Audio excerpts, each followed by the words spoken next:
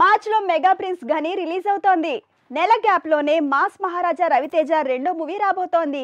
ఇక ఏప్రిల్ లో మహేష్ బాబు యష్ మధ్య పోటెత్తబోతోంది. బాలీవుడ్ స్టార్ అమీర్ ఖాన్ ప్రయోగానికి ఏప్రిలే వేదిక కాబోతోంది. పవన్ కూడా ఏప్రిల్ నెలలోనే హిస్టారికల్ ప్రాజెక్ట్ తో దండెత్తడం కన్ఫర్మ్ అయింది.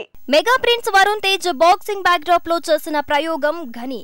దసరా, దీపావళి, క్రిస్మస్ ఇలా పండగలన్నింటినీ కాదని సంక్రాంతికి విడుదలన్నారు. వరుసగా పాన్ ఇండియా మూవీల జోరు పెరగటంతో మార్చికి విడుదల తేదీని మార్చారు. మార్చి 18కి ఘని పవర్ఫుల్ పంచ్ ని రుచి చూడమంటున్నారు. మెగా ప్రిన్స్ ఘని తర్వాత వెంటనే మొదట prince super star Mahesh Babu సందడి ఉండబోతోంది.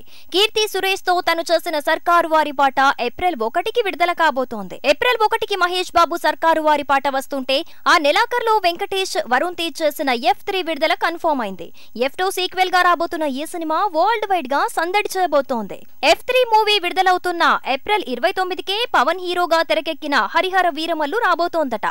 బాబాయ్ పవన్ తో వరుణ్ తేజే కాదు, వెంకీ కూడా పోటీ పడాల్సి వస్తోందట. అయితే హరిహర వీరమల్లుని జూన్ కి కానీ ఆగస్టు 15 కానీ వాయిదా వేయొచ్చంటున్నారు.